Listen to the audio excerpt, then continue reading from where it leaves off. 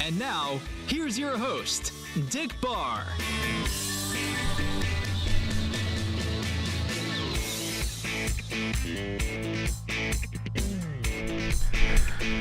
Hello.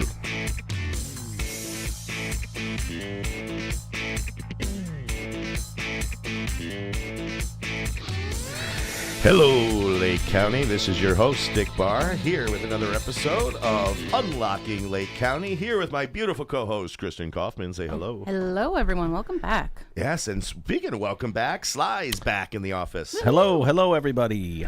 Although you're never out of the office, but you're back in the studio. Back in the studio, yep. I was up north in the upper peninsula of Michigan enjoying some negative 30-degree temperatures and feet of snow with a group of guys that we go snowmobiling with every year, and had a great time, but back to reality. How were the trails this time? Awesome.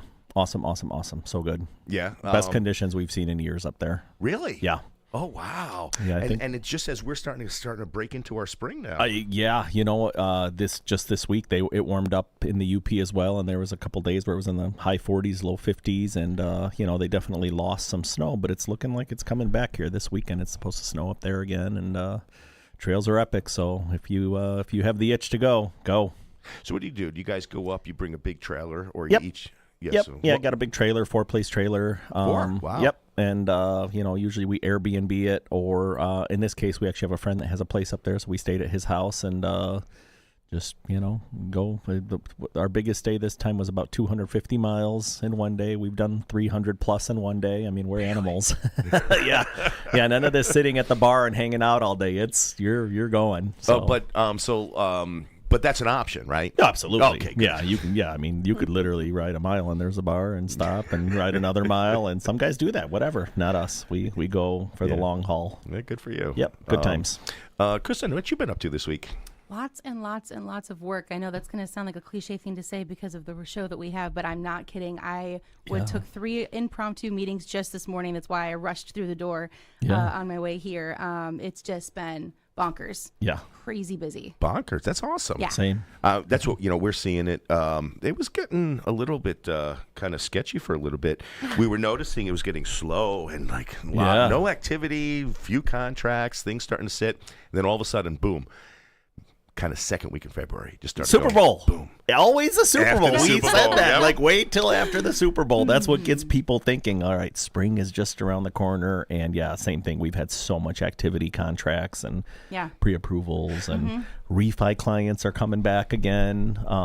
Rates are starting to trickle down. We'll talk about that in the mortgage minute and what's going on. But I like down. I like same, downward pressure same. on We rates. need that. We need that. Yes. I saw something on your Facebook, and let's not get too much into the weeds on it, but I saw something on your Facebook showed that it was a timeline from when you picked up a file to when you closed the file. It was like 9 days. 9 days. Oh 9 my days. gosh. It's incredible. Start to finish. Yeah, we it happens sometimes where certain lenders have certain requirements, and if they don't fit the bill, and they go somewhere else, and the people were already under contract and had a closing deadline, and we came in late into the game, and we were able to start the process and close it from start to finish in 9 days. So when that happens, do you have to start from scratch completely? Yep. So new appraisal, new everything. Yep. When it's a conventional loan, if it's an FHA loan, the appraisal sticks with the property, so we just get that transferred. Sure. In this case, it wasn't. They had applied for a conventional loan, which is what we were also doing.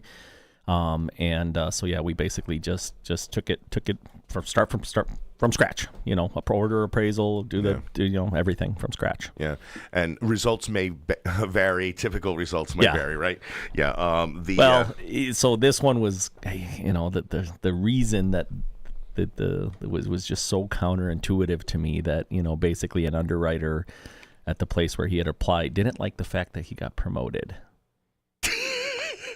Okay, sure, yeah. Promoted, new job, and more money, but we don't know if this is going to continue, and it's like, promotions I don't know usually how happen on a whim. And I don't know how long, how long is anybody's job? Anybody could lose their job or their income can, So, I guess if you think about it like that, you should never approve anybody. Yeah. My goodness. And here I was impressed when you got one of our deals done in what was it? I think 13 days. Yeah. Yep. There you go. Is that a new record for you? No. No. Eight days is the record, because 8 days is technically, and we could have closed it on day 8, but the closing was scheduled for day 9. So, and I actually have one more that's going to close tomorrow. That's even faster in 8 days. So, it's kind of fingers funny crossed. How these underwriters at different institutions work. Yep. It's always a crapshoot. That's how I always get nervous when we deal with lenders we're not familiar with, especially out of area. I'm in a transaction right now. I'm not going to mention the name of the lender. They're doing a fine job, but it's an out-of-state lender. So they just don't get Illinois policy and procedure. And I get a call at least a day from some processor.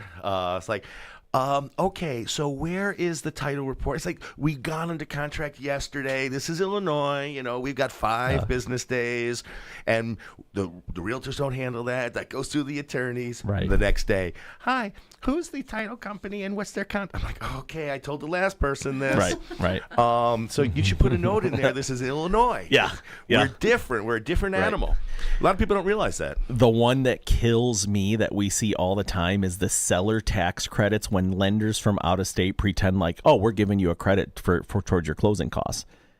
No, you're not. That's coming from the seller because taxes are paid in arrears. Like, don't try to make yourself look like you're doing something for these people, because you're not. They'll get that anywhere they go. So we get to, actually last night I had a conversation with someone about that, and no, that's not really money coming from your lender. That's from the seller that you will get with whichever lender you use. That's what I tell my clients. Yeah. Please don't. Please don't. But it's just so funny dealing with some of these situations that people, we're a state where you use attorneys. We're a state where the attorneys handle the title. We're a state where, there's all kinds of different things that happen here that don't necessarily happen that way in other states, in particular because we're an attorney state, and most states aren't. Right. So. Yeah. And I got to say, I like being in an attorney state. Yeah. I think about what liability exists for agents in other states, like even just north of the Wisconsin, border. yeah. It's on like you. It's on you. Absolutely. And so sometimes I know some agents will try to put in some attorney approval language in the contracts when they're writing up there. And if the Wisconsin agent isn't paying attention, they they let their client agree to that, and then there's this big conflict. Like the buyer's got 5 business day approval, and the seller wasn't expecting that, and now it's like a flash in the pan. Yeah, interesting. It is. So it's been an interesting week. Surprisingly, this past week, a little bit less than the prior week. So we're going to get started with what's happening in the market today, and we're going to get started right away with our Market Minute. Stay on top of the market with Dick Barr's Market Minute. Dick Barr's Market Minute. Hello, Lake County. This is Dick Barr, your host of Unlocking Lake County, here with this week's Market Minute. We're going to do a little bit different. I've kind of changed. Not the date is going to be the same, but the way I present it is going to be a little bit different, a little bit quicker, so we can get started for more with our show. But we're going to get started with Antioch. Antioch's had $2.6 million in sales in the past 7 days, which is down 23% from the prior week. Month over month, though, is up 112%. Year over year, an increase of 15%. They're sitting on a 2.5-month supply of inventory. I guess I should have made the text bigger because without my glasses I can't read. 40 active listings this week, up from 38. New listings this week, 7, same as last week. 5 new contracts this week, down from 7 the prior. And 3 closed listings this week, which is the same as last week. Lowest price home sold was $209,000 with a high of a bright $830,000, but the median price of affordable $399,000. Average market time this week, over the past 4 weeks, is 34.2 days, which is a big improvement from the prior 4 weeks where there was at 46.8 days. Now we're going to head on over to Volo, Fox Lake, and Ingleside. They've sat at a modest $900,000 in sales in the past 4 weeks. Week over week is down 67%, month over month down 29%, but year over year a nice increase of just under 7%. They're sitting on a 1.25 month supply of inventory with the lowest priced home sold at just under $200,000. Highest price, $1.5 million. And the median sales price of $377,000. Average market time in the area is 49.3 days with improvement over the past 4 weeks. No, actually, slowed down a little bit because the prior 4 weeks it was at 37.8 days. Now on over to Gurney and Wadsworth, where this past week they've had $830,000 in sales under contract. Week over week, a drop of 75%. Month over month, down 36%. Year over year, a big jump, 20%. They're sitting on exactly 1 month supply of inventory. Lowest priced home sold was $109,000. High was $634,000, with a median sales price of $389,000. Average market time, only 29.1 days over the past 4 weeks, compared to the prior 4 weeks where it was 37.2 days. Active listings at 20. Last week, 18. New listings, 4, down from 8 the prior week. 3 new contracts this week, dropped from 8 the prior. And 4 homes have closed in the past 7 days, down from 7. Now on over to Grace Lake, where they're sitting on also $800 and just about $40,000. Drop of 82% from last week, down 51% from last month, but up just under 9% from last year. 1.2 month supply of inventory. Lowest priced home sold was $245,000, high of $879,000, with a median sales price of $457,000. Average market time is 49.2 days over the past 4 weeks, but that's because we're seeing a lot of homes go under contract that have been sitting on the market for several weeks, if not months. Because the prior 4 weeks, the average market time was 23 days, but a lot of sitting inventory. 27 active listings right now, 3 new listings this week, 2 new contracts, and 2 new closed listings. Now on over to Lindenhurst and Lake Villa. Christin, you're in my backyard, where we had $3 million in sales last week. Week over week increase of 23%. Month over month down 42%. Year over year a whopping 20% increase. Wow. Just under 2 months supply of inventory right now. Lowest priced home sold was $223,000. High was $899,000. Median sales price of $374,000. Active properties on the market right now is 37. New listings, 11 this week. New contracts, 5. And new closed, 6. And we're going to finish up with the Round Lake area. And I think someone in the room who wants to hear this. We'll get to that just after the Market Minute. We're going to do an introduction to our special guest. Round Lake area, $2.19 million in sales in the past week. Week over week, down slightly at 5%. Month over month, a drop of 52%, but year over year, increase of 12%. only a half a month's supply of inventory. That tells you how hot the properties are. Lowest priced home was sold at $135,000 with a high of $450,000. Median sales price of $317,000. Average market time, only 30 days, and a little bit better than last month when it was 36 and a half days. Largest area, largest population in the region, and only 13 active listings right now. It's the lowest in the region. Only 3 new listings this week, 6 new contracts. You know what that means? Less supply, more demand. Guess what's happening to prices? 6 new contracts and 3 closed listings in the past 7 days. That's it for our Market Minute. I know I didn't surprise anyone with some of that information. What are we hearing out there? One of the things that I'm hearing, and it's a theme and a trend that I think has gone over the last couple of weeks, if not months. You had mentioned that there were homes that had been sitting for weeks, if not months. And also that we have homes that are going at lightning speed, right? And I think that our buyers who may hear that there have been homes that have been sitting for a while might be kind of confused, right? Because great question. Because what we're seeing on the field in real life is, oh, you like this listing? Great, I'll schedule it. Oh, you want to go in 3 days? Okay, sorry, it's actually gone already, right? So I'm sure that some of our listeners are hearing that and going, how have there been homes sitting for weeks and months? Truly, and I want you guys to disagree with me if you do. I'd be happy to. I really think that the biggest split between the homes that are going quickly and the ones that are sitting is being priced appropriately. Yep. Not underpriced, not overpriced. Things just need to be priced appropriately. I'm seeing anything that is priced at the tippy top of what their sellers are hoping to make is hanging out for a little bit longer.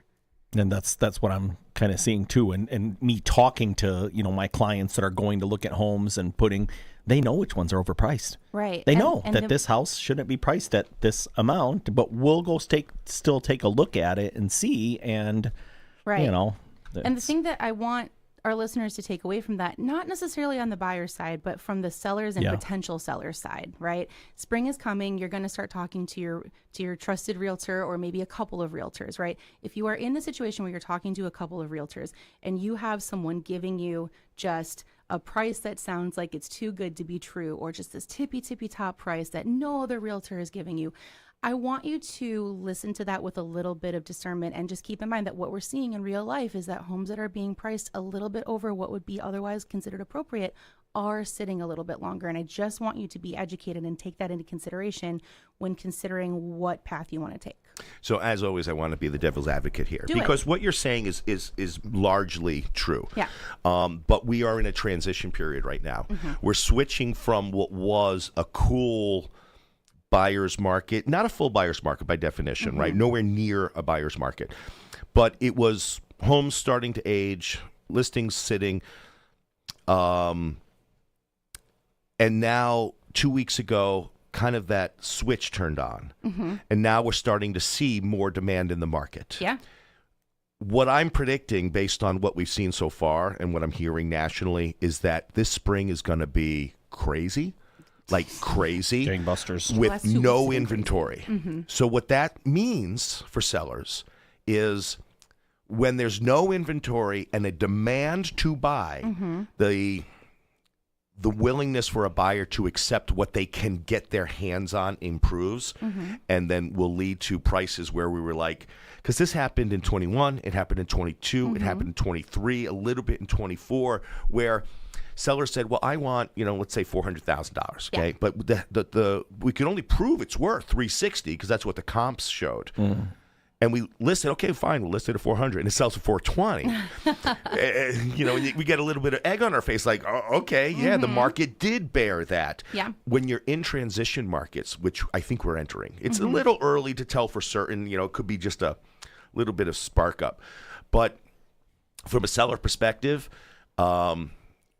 it's very important to get the advice from the realtor you trust, right? That's the bottom line. 100%. I think that's your message is, make sure, don't take anything at face value. Do some of your own research, but also it's important to know what's happening in the market in the moment. And in our business, more than any, that changes daily sometimes. Yeah. Absolutely. But, to agree with you, what you're describing is still appropriate pricing. Right. You're saying take the market conditions into consideration and let's look at this and price it appropriately based on what's happening, Perfect. not just then we shoot agree. for the moon. Yep, and so we agree with clarity. And time again, it's the same thing where it's like, okay, if you start way overpriced, there's going to be people that are just not going to show up. They're not going to. Whereas if they're going to tell themselves no before they could even walk through the door. They're going to assume that somebody else is going to go over asking. I had one this past week that was the biggest over list I've ever done in my career. Yeah. And there was an appraisal gap, and they had to do it because there was multiple offers, Right. and my client won it, and the appraisal came in just slightly under what they actually, got it Their for. goal, yeah. Right. And I mean, it was a $90,000 difference, and the appraisal came in $15,000 short only. Yeah, So, but again, it was like a huge, price war, and Right. multiple people coming in and offering, and Yeah. And that raises a good point too, and it adds more credence to what you said, Christin, which is when you price it appropriately, and that's I like the word you used. Your audience of buyers expands immensely. Absolutely. If you look at how buyers search for properties, $25,000 increments, you search up to 200, up to 225, up to because that's how the big websites in the for real estate. That's how they do it.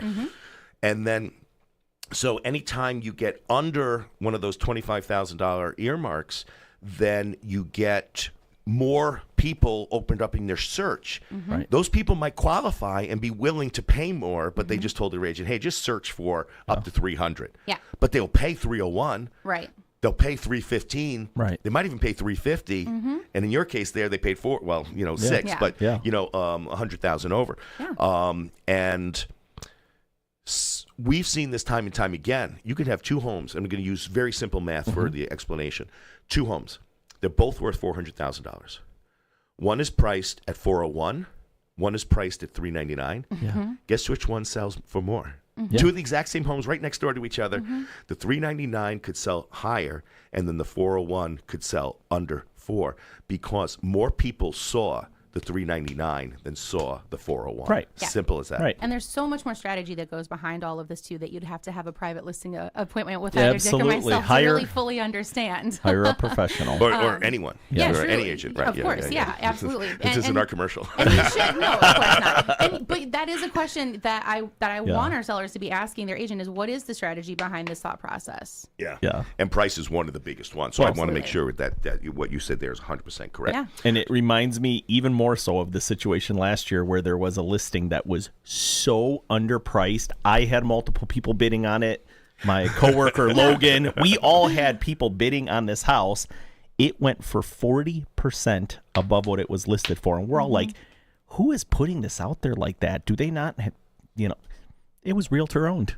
Oh, And guess what? She got 40% more than she knew what she was doing. And when we finally looked at it, none of us got it. I Somebody also else question got that it. strategy too, though, because I've seen that backfire. Yeah. Yeah. And for one specific reason, yes, all of you had multiple clients making offers on it, right? But how many clients didn't because they said, "Oh, there must be something wrong with it"? Did they lose potential buyers who would have paid more by underpricing too much? There is at some point a point of diminishing return. Yeah.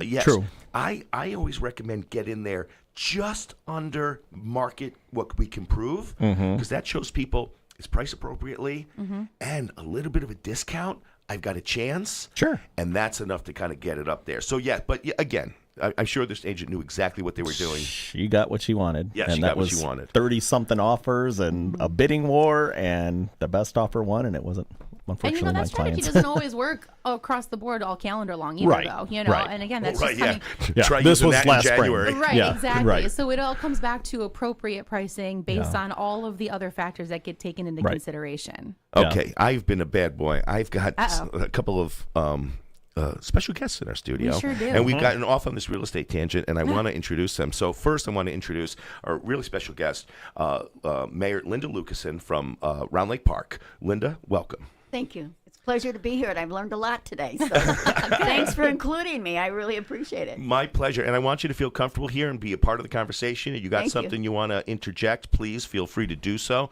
Okay. And Linda, you are on the ballot on April 1st for you're running for re-election for mayor, correct? That is correct. Voices for a Better Tomorrow. Excellent. And then you've brought a friend of yours, Joan. Joan, what's your last name? Rosencrantz. Joan Rosencrantz, you're also a candidate as a trustee, yes? Brand new into the political world.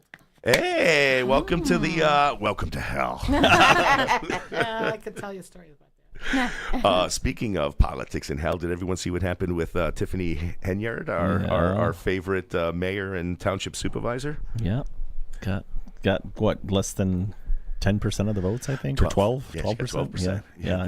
And she didn't show up to her party that she had. She never showed true? up. Yeah. No, she didn't show up. Yep. She made no comments. No appearance, no comments. Nothing. Well, I did see she made one comment. They caught her at the ballots, at the polls after she voted, and they said, what happens if you lose? She goes, well, I won't lose because I'm going to win in a landslide. But if I lose, I'm going to run for bigger office. Mm-hmm. Well, she'll probably get it. It's amazing the mentality of some of these people who just completely don't understand the concept of public trust. Yeah. I'll never get it. Anyway, we're going to take a quick break. When we come back, we're going to hit you with Sly's Mortgage Minute, talk a little bit more with Joan and Linda. And then the big show is going to be at 1 o'clock where we do a full sit-down, let Linda talk about what she envisions for Round Lake Park and what her proudest accomplishments are. So join us, sit tight, we'll be right back. Unlocking Lake County with Dick Barr will return in just a few moments after these important messages. Don't touch that dial.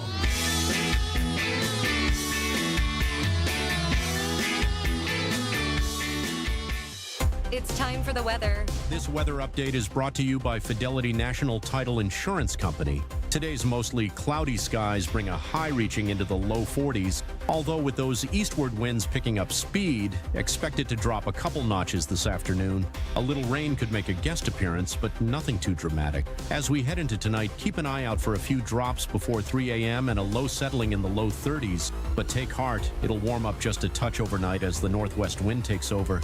Looking ahead to Thursday, it's partly sunny with a temperature drop similar to today's scenario. This is Unlocking Lake County with Dick Barr.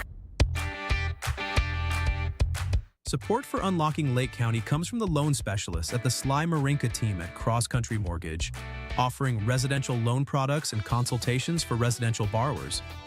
Sly and his team can be reached at 847-722-1775 or via email at sly@ccm.com.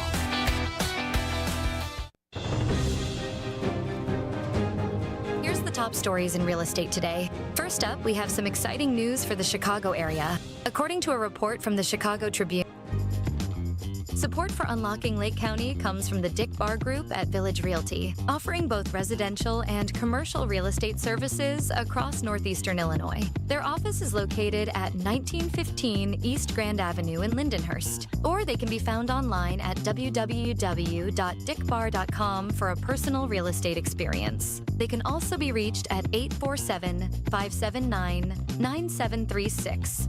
The Dick Barr Group. Your property goals are their mission. You're listening to Unlocking Lake County with Dick Barr.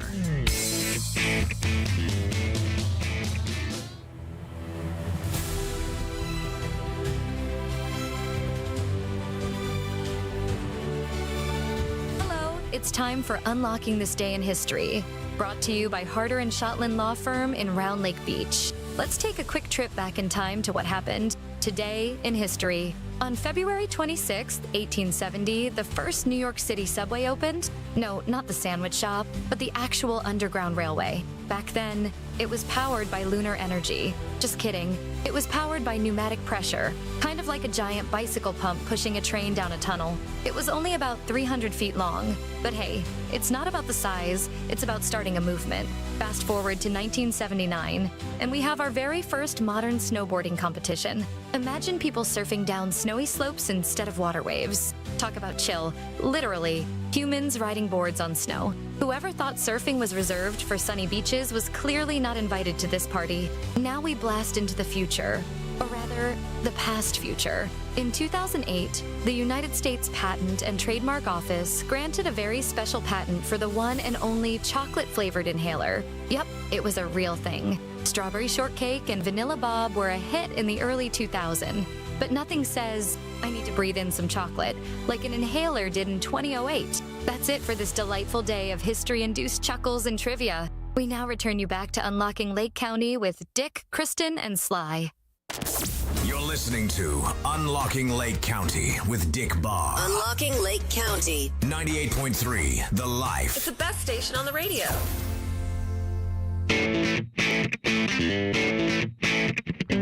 Welcome back to Unlocking Lake County with your host, Dick Barr.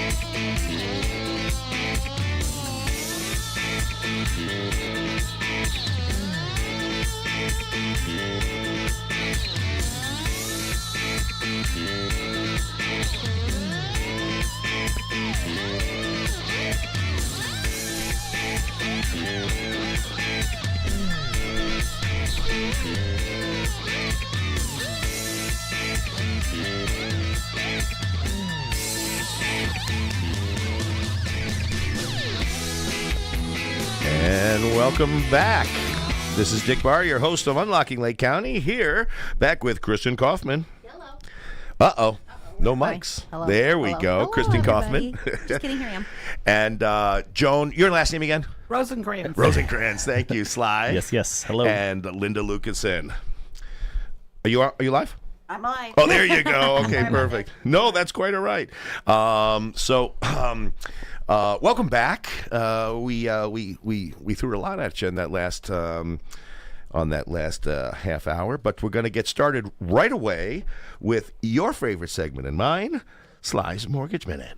Here is the Mortgage Minute with Sly Marinca and Cross Country Mortgage on Unlocking Lake County with Dick Barr. Thank you, and hello, everybody. We'll get right into it. So the current 30-year fixed nationally, the national average 30-year fixed mortgage rate right now is 6.8%. That's down from the last time I was here a few weeks ago. Nice. 7.09%, you remember, is what it was. Yep. Now it's down 6.8%. So that's over 0.25% in a relatively short amount of time. So definitely trending in a nice direction. The 10-year Treasury yield, which mortgage bonds typically follow pretty closely, is down to 4.27, down from 4.60. So again, a very nice little drop here over the last couple weeks. And my mind is blown by that, because the last inflation reading that came out at the beginning of the month for January, you remember inflation up to 3% for the first time in a long time. I wanted to talk to you about this because I have some questions. Very, very strange. The number was way hotter than what was expected. And, so why are rates going down? They shouldn't be, because, obviously with inflation up, the feds probably aren't going to cut rates until that kind of calms back down. But we have seen some indications of a slowing economy and fears of that perpetuating itself with the tariffs. Yep. How is that going to impact consumer spending? The other thing is government spending is now really, really under the microscope with some of the, Doge and some of the other things that are going on. And if you remember the last couple of years, what we talked about was, we were running at super high deficits, right? Multi-trillion-dollar deficits every year. And that's what was fostering growth. Yep. Right? So now if that slows down and the government isn't spending all of this extra money and pumping all of this extra money into the economy, there's a fear that growth will slow. And when that happens, obviously, it's not good for us economically, but it's a real thing. So I think that's really the reason why, rates are starting to come down, is just a fear of a slowing economy with the government not spending what they have been. Yeah, it's interesting when it's such a balancing act, Yeah. right? All of us want, the government to spend less, not go into debt so much, but there is that piece of it, right, that they flood the market with cash. Right. When the government spends money, it floods the market with cash, and that cash moves around, and it puts it in your pocket, in my pocket, and so right. So there's that delicate balance between not enough, too much, and just right. I don't know where that balance is, but when you first talked about a couple weeks ago, with the prediction was we all thought rates were going to go up because again the inflation came in hot. Yep.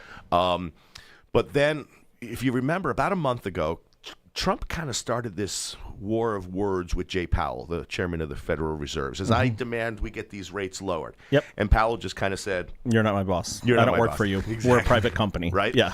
So then Trump kind of, his response was interesting. He didn't double down. He didn't say, okay, no, you're wrong. I'm going to make you do this.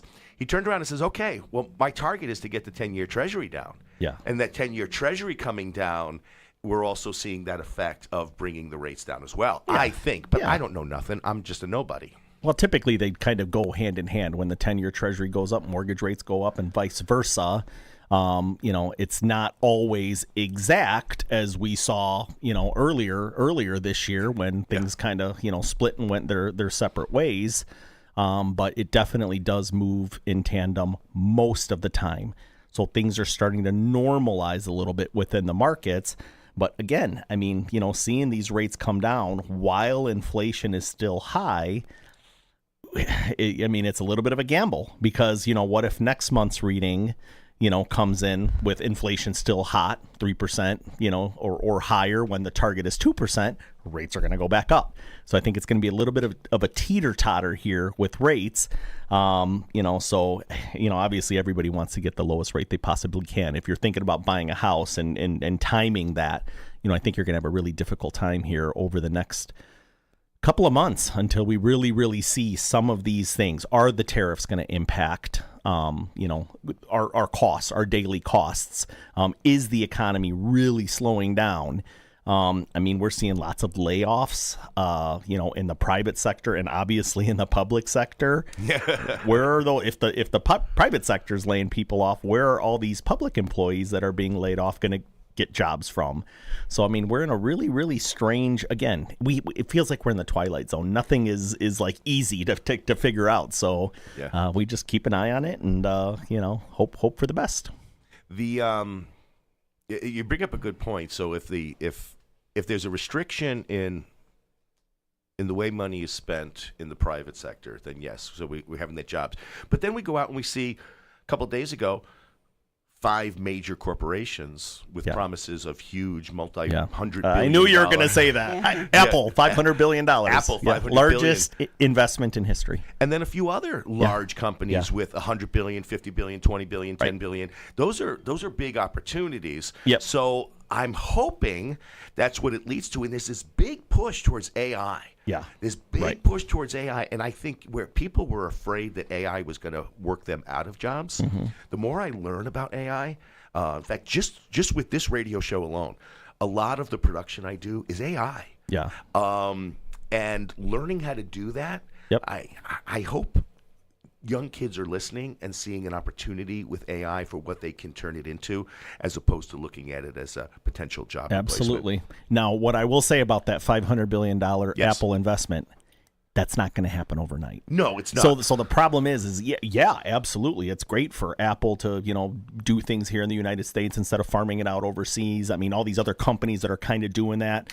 What was the car company that, was it Toyota that was going to build cars overseas, and they decided not to? They decided to put, invest a lot here and do that. That's great, but that's not going to help us now, right? Correct. That's down the road and moving things in the right direction. So, but I think we're in, when there are major investments announced within a country, other companies, lower end companies, start pivoting to adjust for that, creating opportunities. For instance, if Apple's going to start massive production in, I don't know, let's just say Dubuque, Iowa. well, then other companies in Dubuque, Iowa are going to start positioning for, okay, we need to build up our infrastructure. We need to build up our, and you start seeing kind of ancillary collateral effects that help ramp up. But I agree with you. None of this happens tomorrow. And it's kind of like Musk said back in September. I think it's going to hurt before it starts getting better. That's it. We're in for a little bit of pain here coming out of the, the government spending that we were kind of used to. I think things are going to hurt for a little bit here. But, I always come down to look at our debt, $36 trillion. And then if you look at the consumer debt, consumer debt is $1.2 trillion right now. It's the highest it's ever been. At 29% interest. At 29% interest. Isn't that scary? Yeah. Do you remember they used to have usury laws? Yeah. And I don't remember what the numbers were, but you couldn't charge more than, 15%, 20%. I don't know what that number was. Right. But when did those go away? Do you know? I don't know. I don't know when that went away, but I know what you're talking about, and I'll have to research it, and we could talk about it next time. Because that scares me. It scares me that American consumers are $1.2 trillion in debt. So you have a potential here to kind of see the perfect storm, right? Where you have less government spending, okay, which is bringing down deficits, which is great, and it might even bring down debt. I don't know. But then you couple it with a slower consumer because they don't have any more available credit. Right. And for the past few years, people have been putting their groceries on credit. Right. And when you're putting groceries on credit, that's not sustainable. Yeah. Well, then you couple that with, the commercial real estate market that you have, hundreds of billions of dollars worth of loans that are set to reset this year that they got at 2% and 3% and 4%, and that all has to be reset in a market where, let's face it, a lot of people work from home now still. I know some companies are making people come back to work, but there's still, office space isn't needed as much. And, I follow a couple of, a couple of real estate pages where, you're seeing in big cities, skyscrapers sell for $5 million. I'll take one. You literally, you could buy a skyscraper for, less than some single family homes in our area. And it's because vacancy rates are super high. Interest rates are super high. You got to remember, on a commercial loan, you ain't getting 6-7%. Right. You're getting 10-12%. And if you can't fill your building, what are you going to do? Give it back to the bank, and then the bank has to dump it, and there isn't a big market for skyscrapers right now. So we should all just put our money together and buy a skyscraper, guys. Christian, what are you seeing? Are you still seeing your buyers looking for spaces that accommodate work from home? So I'd say 50%. 50%? Yeah. Okay. So not all of them. Yeah. I would say that most of them at least enjoy the fact that they have that option in case they ever want to seek out getting a work from home type of job. Okay, that's interesting. Yeah. I was just I was at a meet and greet last night for Mayor Nichols, and I was talking to someone who just got a job with a major healthcare company, and she was thrilled because it was work from home. Mm-hmm. I didn't know they were still doling those jobs out. Oh yeah, absolutely. Yeah. Mm-hmm. So what types of things are they looking for in the houses as an accommodation for work from home? Separation of space, more space, separate rooms, any of the above, something else? All of the above. I think it really just depends on the individual. If they've got kids, that can make a difference of whether or not they feel like they need a separate room entirely so they can close the door and keep the kids out, or other people kind of are okay with if it just has space for a nook. I actually showed a house 2 days ago where in the kitchen there was this additional space that you could tell hadn't really been used for anything, because I had shown other units that didn't have this unique quality, where it had this built-in sort of shelving unit, then also had space for a desk to be added there, and so it was this built-in desk, and that was really neat. It's definitely a thought that crosses most buyers' minds, whether they need it for immediate use because they already work from home, or they would like to, like I said, have the option to do that in the future. Now, Linda, if you don't mind, and this is out of the blue. Sure. You had a recent real estate experience, didn't you? Recently? Was it recent? I might have misunderstood. Before the show, we were talking about how home values in Round Lake Park have gone up so much. Definitely. Yeah, okay. Yes, when I sold my home, and I was just shocked at, this was a few years back. Oh, okay. But when I sold my home, I couldn't believe the price that I actually got. I was very nervous. I thought, I hope I break even or something. And then when there was a profit there, I was like shocked. I mean, the values in Round Lake area so drastically increased for small cottages that were meant for, beach homes or things like that. But I was blown away. I was, and I hear it more and more.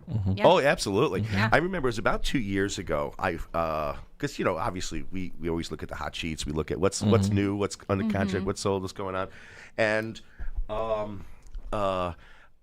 the first time I saw a Round Lake Park home get listed, it was over $300,000, but it was a small cottage. It was like a bungalow style, maybe a Cape Cod. I don't Probably recall. no basement. Not even no basement. It was on piers. It was on pillars. Okay. I was like, they're nuts. They're not going to get that. Yeah. 2 days.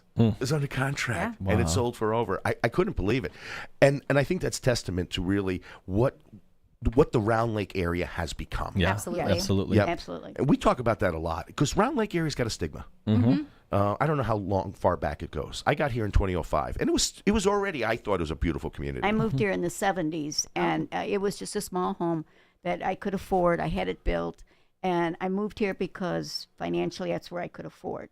Me too. But I'll be honest with you now.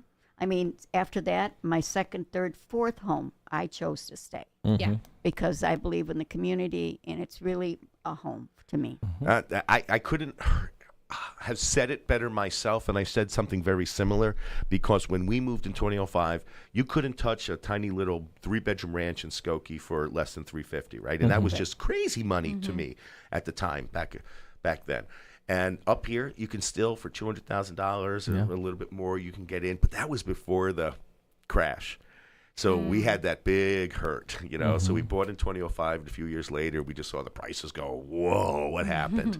But it doesn't matter when you're staying. Right? It doesn't matter because it's your payment. You're paying your monthly payment to your mortgage, taxes, insurance, all that stuff. As long as you stay in the house. Yeah. Just like stocks. Yeah. You don't lose money when the stock goes down. Yeah. You lose it when you sell. Right. But we were all starting 2020. It just started. Boom. Yeah. And then look what the communities around here are now doing. Like the downtown. I don't want to call it downtown because there's no technical downtown Round Lake Beach. Right. But the commercial strip of Round Lake Beach is beautiful. Yeah. It's exploding. It's exploding. Yes. They got that new pizza ranch going in. They're starting to, the foundation walls are already in. That's over by the McDonald's and the Grease Monkey in the Meyer parking lot. I love Meyer. This Tony's is great there. We've got so many great. Yeah. All of that retail really helped the beach during the COVID shutdowns. Right. Because the tax revenue was still coming in. That's why that revenue, that commercial retail is so huge, so important. And from what I hear, and I don't know specifics, but it sounds like they finally got something in the beach going with the old Kmart. Oh my God! Oh, that would be great. That'd be wonderful. Yeah, it and there would was be great. talk at one point about the movie theater. Yeah, too. that's what we were. I haven't The heard guy anything. came in here and talked about the movie theater being like a entertainment something or other zone. The guy Nichols did say something that Yeah. that's going to reopen. Was that Nichols? That we did call that? the guy the Okay. mayor. Okay. Well, I didn't know if it was. I couldn't remember if it was him or someone else because we had someone else that was talking about that. Yeah. I know what Right. you're talking about. Yeah. but Yeah, I'm just there's teasing, been yeah. some Sorry. winks and Sorry, some Mayor nods Nichols. about potential for the movie theater space as well. Yeah. So here's what happened with the movie theater. So the movie theater got vacated by Regal. Regal. Thank you. Yeah, Regal Cinemas. And a company that does movie theaters and entertainments from Texas was interested in it, and they bought it. And then they broke in. Some vandals broke in and did a bunch of damage. It was like, oh. So what they were going to do is they were going to open it up while they were constructing the entertainment side with half movie theaters. But then the vandals broke in, and then a week later, different vandals broke in and set a fire. So it got scrapped about doing a short-term development of the movies and then into the entertainment. But no, it's still moving forward. Okay. It's just the timing issue. Yeah. So Gotcha. so that Okay. will be a Good. combination of entertainment and, from what I hear, indoor go-karts maybe. Yeah, that's what he was saying. I'm so excited for that. Yeah. Absolutely. We have a listener comment from Moshe Arnold. Hi, Moshe. Hey, Moshe. He said, great point. It's come a long way in the Round Lake area. And having lived here on and off my entire life, I have to completely agree with that. Yeah, it really has. Do any of you have seen the It's Not Round? I think we talked about this. Yeah, It's we did Not last Round week. Lake tag in Facebook. I still haven't. I It's didn't insulting. look it up. Yeah, I'm not going to pay it any attention Yeah. because I have lived here, like I said, on and off for my entire life, and I've never had a bad experience. And even the schools, the schools, I know back in early 2000, I think the state took over the school board, right? And so it was rough. But over time, they got better, they did better, they got their status back. Now the school board is in control again. And as recently as about 6, 7, 8 years ago, Round Lake Schools ranks nationally. So it's a very good school. And from talking with families who go to Round Lake Schools, they have a huge number of people who get great scholarships to good colleges. Their sports program is great. So the Round Lake School is no longer a hindrance as it was 20 years ago. Yeah. You have to say, don't worry, this house is not in Round Lake Schools to sell it. Yeah. Now, there's no difference. Yeah. There was a Country Walk has got Round Lake Schools, and it's got Grace Lake Schools, and it's got Grant High School. 3 different high schools. And there was a $10,000 to $20,000 difference in prices from one to the next. Yeah. That doesn't exist anymore. No. And, for what it's worth, too, even just within special education spheres that I'm in, the Round Lake Schools actually also have a great reputation among parents that have kids who have special education needs. And all while paying less taxes than our neighbors. That's the kicker, and I think that's why we're seeing people flocking to Round Lake, because I do comparisons all the time against Grace Lake, against Gurnee, whatever, some of the others, and Round Lake typically has lower taxes. Yeah. It's I think our village. I think the village provides a lot. I do too. And the village portion of the tax bill is pretty small. Yeah. I think I pay for my house. I think I pay $400 a year for village tax. But I get a lot for that, in my opinion. Right. That's less than the library. It's less than the fire district. It's less than the park district by a lot.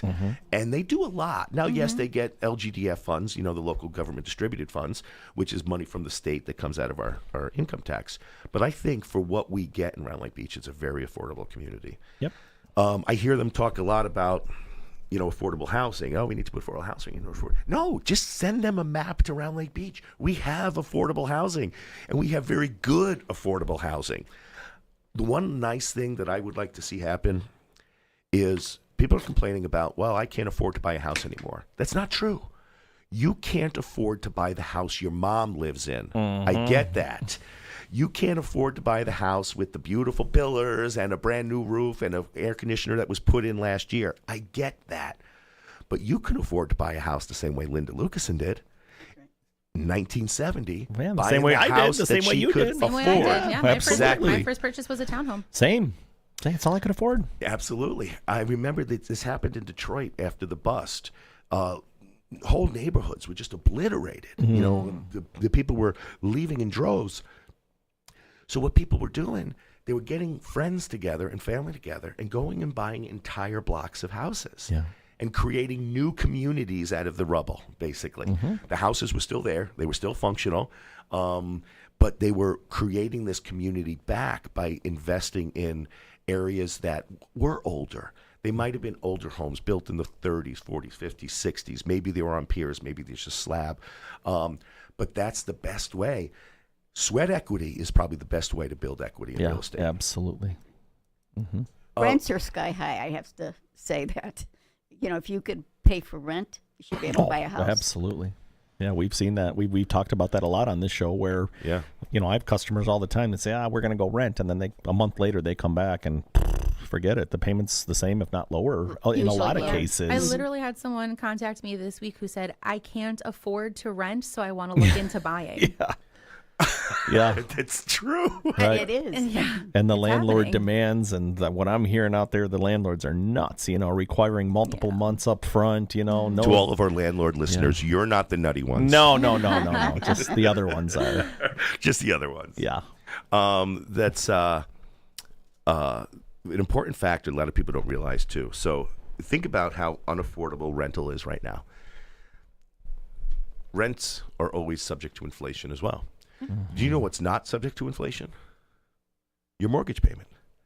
Your mortgage payment's not subject to inflation. Your taxes might be, your insurance might be. Yeah. But the mortgage, when you buy a mortgage today, in let's say 20 years, you're paying the exact dollar amount. So as inflation goes up 2 to 5 or 8% every year, your mortgage the actual principal interest stays exactly the same.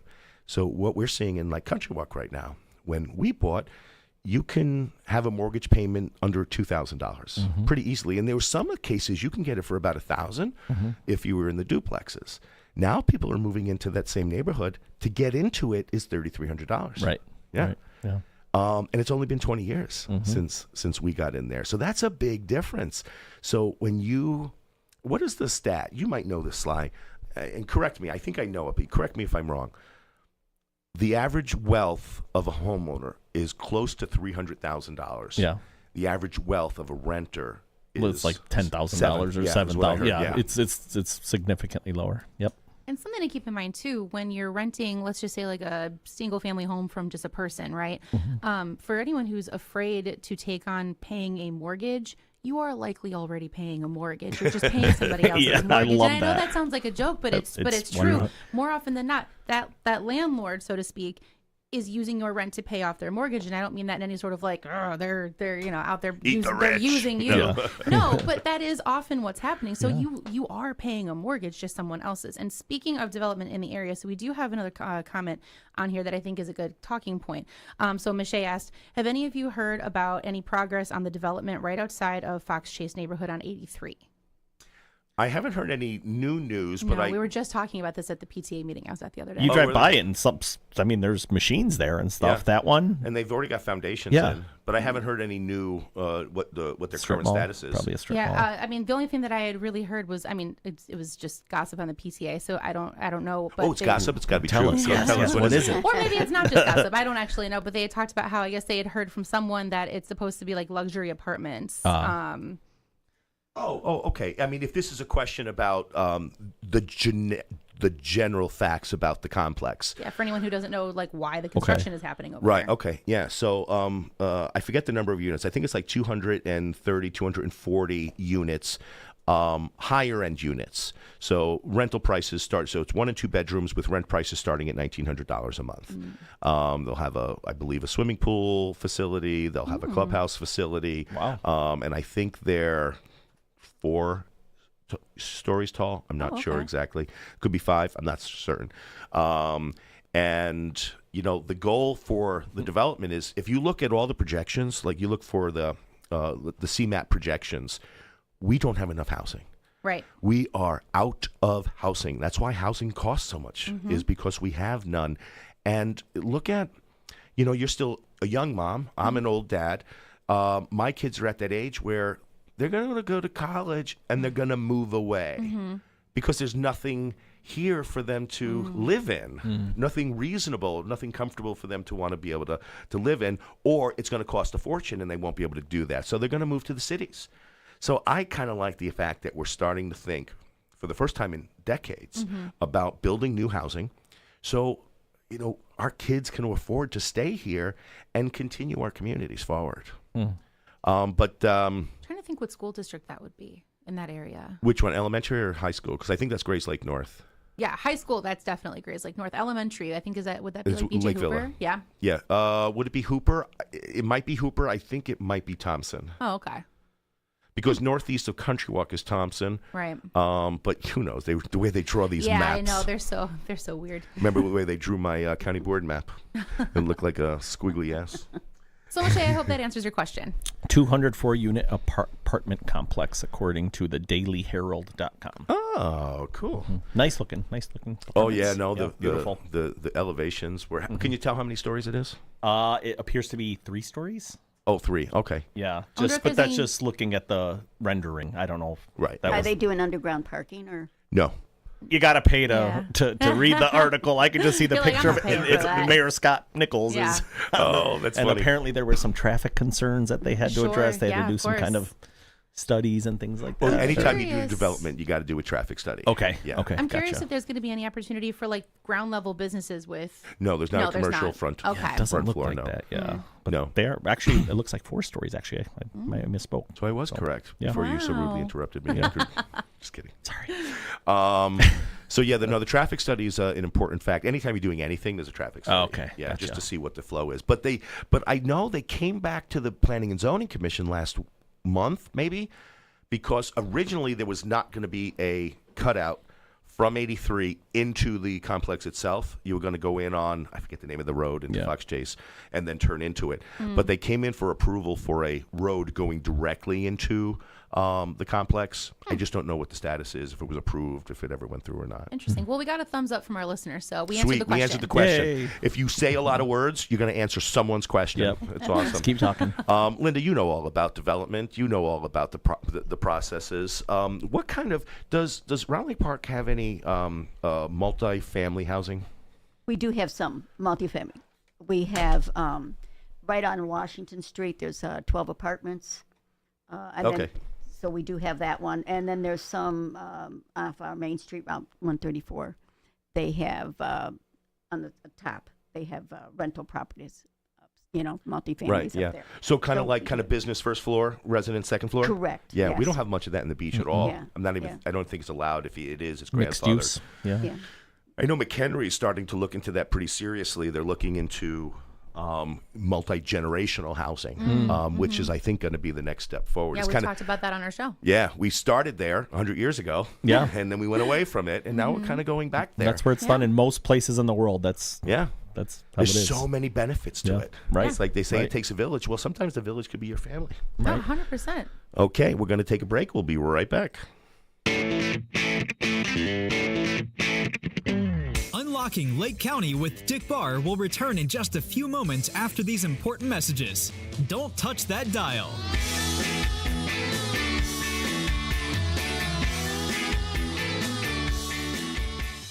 It's time for the weather. This weather update is brought to you by Fidelity National Title Insurance Company. We're looking at mostly cloudy skies this afternoon with a bit of a cool-off happening as east-northeast winds pick up between 10 to 15 miles per hour. Tonight, there's a slight drizzle on the radar before 3 in the morning, though it's mostly cloudy through the evening. Temperatures hover in the low to mid-30s, nudged by gentle north-northwest breezes. Keep an eye out for just a tiny sprinkle. As we roll into Thursday, the sun makes more of an appearance, though those west-northwest winds get a bit feisty, gusting up to 30 miles per hour. You're listening to Unlocking Lake County with Dick Barr. Your favorite show right here on 98.3 FM. 98.3, The Life. Support for Unlocking Lake County is provided by Harder and Shotland Law Firm, offering legal services across various areas, including criminal defense, real estate, family law, and more. Harder and Shotland is committed to addressing the legal needs of individuals and businesses with a focus on thorough and knowledgeable representation. Information on Harder and Shotland Law Firm can be found at hardershotland.com. They can also be reached at 847-546-0022. Here's the top stories in real estate today. According to a report from the Illinois Realtors Association, Cook County is seeing a surge in home sales despite rising interest rates. Analysts say this unexpected trend is driven by an increased demand for suburban homes as families seek more space and flexibility for remote work. This renewed interest is keeping home prices stable, contributing to a competitive market. In Lake County, new data suggests a shortage of affordable housing is causing concern among residents and city officials. The local government is exploring options to incentivize developers to build more affordable units. This initiative aims to balance the real estate market while meeting the housing needs of low and middle-income families. Community stakeholders are optimistic this move will address the housing gap. From McHenry County, recent news highlights the successful redevelopment of commercial properties into residential spaces. A former industrial park is being transformed into a thriving residential community, providing both apartments and green spaces for families. This project, supported by public-private partnerships, demonstrates a growing trend of adaptive reuse in real estate to meet the demand for sustainable living environments. On the national front, the real estate market in major cities like New York and Los Angeles is showing signs of recovery. After experiencing significant dips during the pandemic, these cities are seeing increased property sales and rental prices.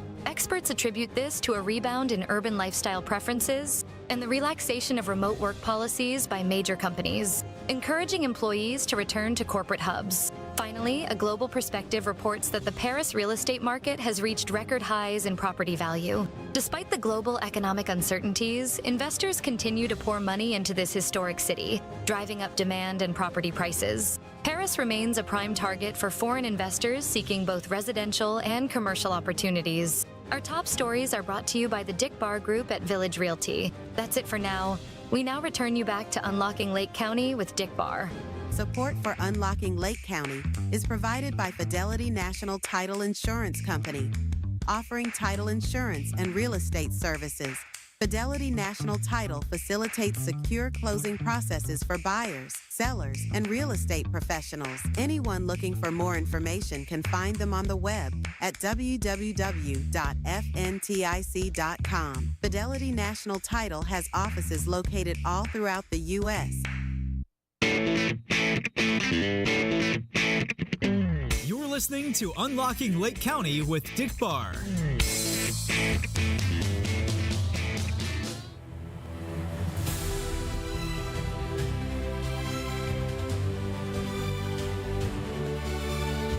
Hello, it's time for Unlocking This Day in History. Brought to you by Harder & Shotland Law Firm in Round Lake Beach. Let's take a quick trip back in time to what happened. Today in history. On this day, February 26th, way back in 1911, something pivotal happened across the pond in the United Kingdom. The world of science and industry was forever changed when Heike Kamerlingh Onnes, a Dutch physicist, discovered superconductivity. Superconductivity, you ask? This is not a new type of cereal, folks. It's the phenomenon where certain materials can conduct electricity with zero resistance. Picture this. The electricity is gliding like your aunt on a pair of roller skates. Now, let's jump over to the world of entertainment in 1983. Michael Jackson's album, Thriller, hit the #1 spot on the Billboard music list, where it stayed for an astounding 37 non-consecutive weeks. Yes, that means Michael and his moonwalk were the king of pop, ruling the airwaves. Fast forward to 2012, where Fidzilla, that's right, follow me on this,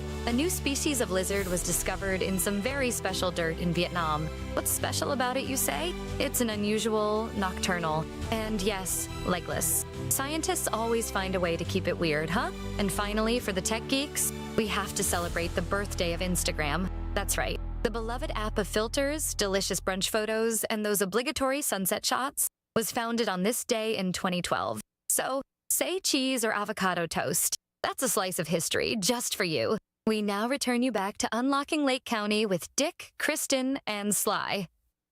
You're listening to Unlocking Lake County. Unlocking Lake County With Dick Barr. 98.3 The Life. Welcome back to Unlocking Lake County with your host, Dick Barr. And welcome back, Lake County. This is your host, Dick Barr, here with my beautiful co-host, Christin Kaufman. Hello, hello. Joan Rosenkrantz? Yes. Yes, I got it. Sly Marinca. Hello, hello. And Mayor Linda Lucassen. Here, here. Okay. We don't have a ton of time, but we got to, because Linda's got a meet and greet.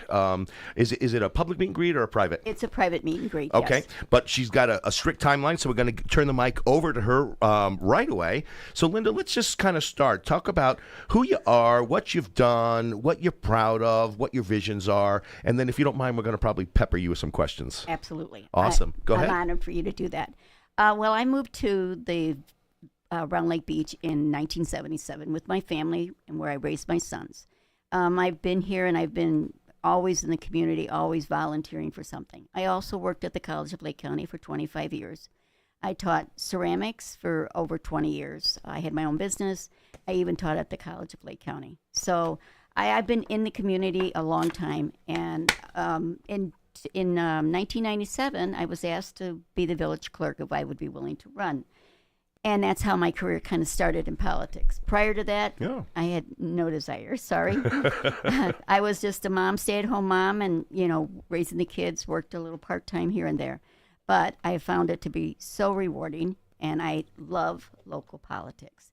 Well, I've kind of, I was elected to be a trustee in 2011, and then the mayor decided in 2013 she didn't want to run. So she said, you've got so much experience, so much knowledge, consider it. So in 2013, I did win my first election. It's as mayor, and I have moved the village forward with many different ideas. One of the things is I run a very tight budget. I streamline it. So one of the things that really we focused on was we have old infrastructure. So we've really had to resurface many streets. We started a program in 2021, and we've evaluated and we've redone over 30 streets. Wow. Completely. We have about another 15 left to go, and we have paid for this out of our MFT funds. We've really... and just for MFT is motor fuel tax. Right. Correct. Sorry, thank you. No, that's okay. Yeah, but that really has made a huge difference. Our infrastructure we're an old village, so it's a constant, ongoing thing. So we've just, it exploded. We've also have a beautification program on Route 134, which is our main district, and our storefronts are just improving all the time. And we've offered what we call a facade program, where we offer to match some funds, and that really has improved. We are very fortunate. Our business owners have stayed. Our storefronts are no longer empty. We actually, I think we're just down to maybe one empty storefront. The rest are all occupied. Oh, wow. During COVID, we worked with our business owners so they would be able to stay open. We've made concessions. We didn't charge for business licenses for a couple of years because we knew they were struggling. So we were very happy with that. The village also, what we did was we put in some lighting. It was for beautification, but it was also a safety, not just street lights. So we were happy to do that. We've worked with the business owners there. We have a very good partnership. So I'm very, very pleased that we were able to take care of the business owners. No one closed their doors. Yeah. So that's a testament. Yes, we really did everything we could. We let them, put tables outside, and so that was really important to them, to keep them afloat and running. And so, small businesses, they struggle. We don't have a lot of big box stores in the village around Lake Park, so to keep them afloat was so important. So, and some of the other things that we've done is we've hired recently, because during my last 12 years as mayor, I was able to acquire some grant money. Well, it's easy to acquire grants in sometimes. However, maintaining the grants, and so we want to go out to, we've got some other ideas for the village to help them grow. One of the things that we feel we're in need of desperately is a new police station. So we hired we've hired a grant administrator to oversee the grants I have acquired, and we want to be able to put our police station in. So you already have the grants lined up.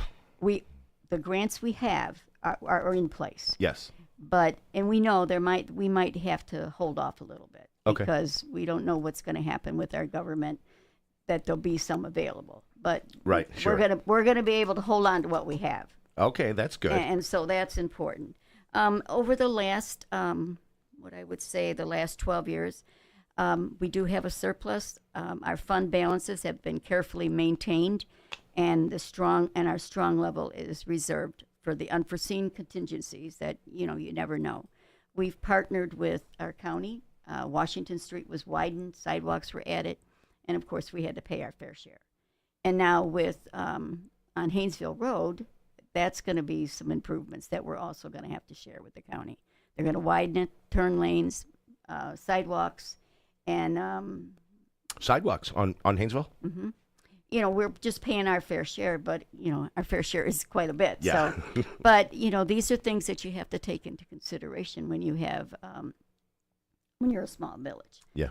So we've been able to do that. So, and the other thing that we've really, really are pleased about is our police pension fund was underfunded a great deal. Yeah, and you and like 1,000 other municipalities. Well, we took that very seriously. We asked the public we passed a referendum, and we took some of our expenditures from Groot, our transfer station, and now I'm proud to say that we are at over 90% vested. Wow, good for you! Congratulations. Yeah, that's no easy task. No, I mean we walk the streets, and we really have cut as whatever we could, we cut, but we're able to maintain that. Now, you said you use your expenditures from Groot.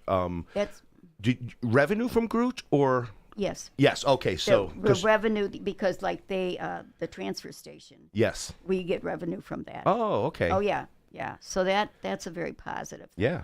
So we were very happy about that, and that we've been able to maintain, and we've taken care of our the different streets and improvements. And in 2017, that was horrific flooding for everybody. Right. Yeah. So we all experienced that. You're right. So we had to make some changes, and we've been working on our sewer system, and so. What would you say the biggest the biggest needs for your community are right now?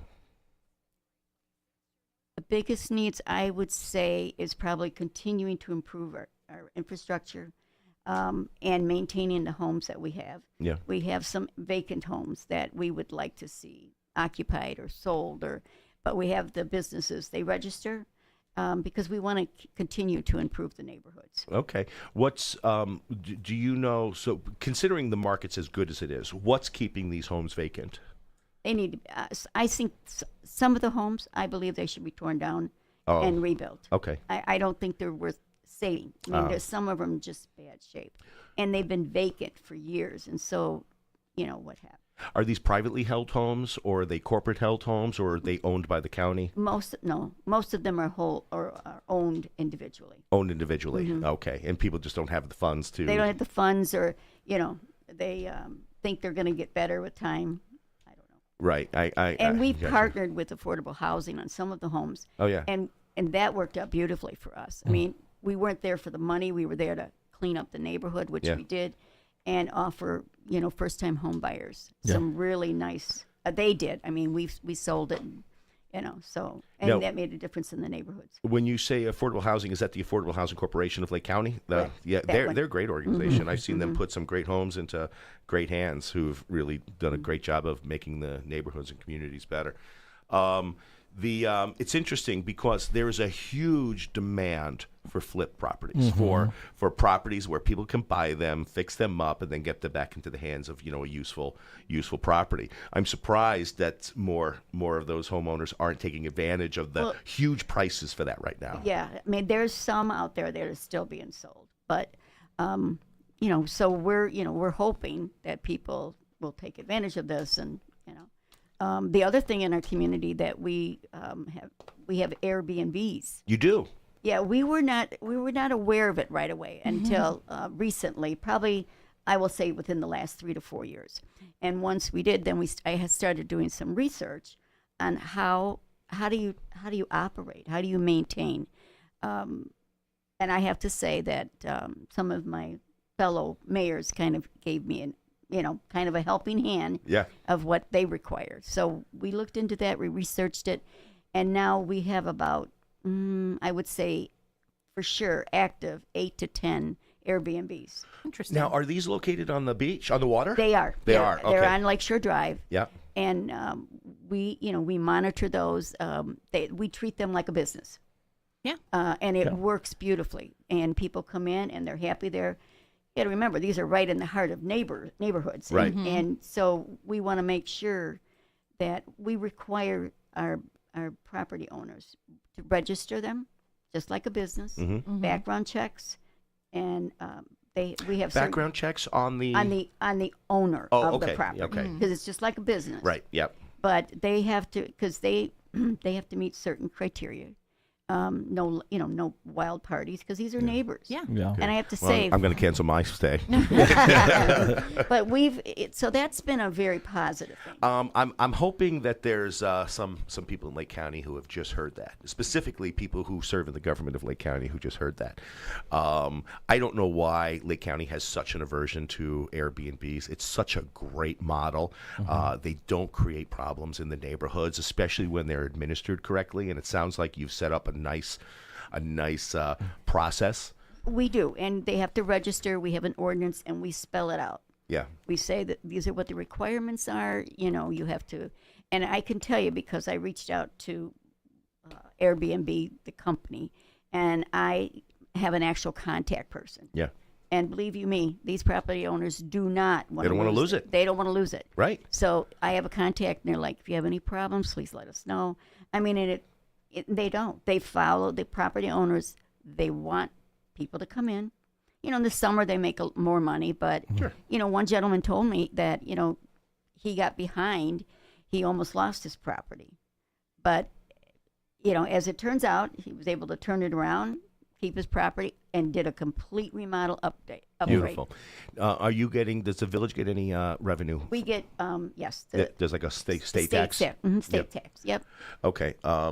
Isaiah Campos sent us a thumbs up when you said you don't know why there's an aversion to Airbnb. Thanks, Isaiah. I appreciate that support on that.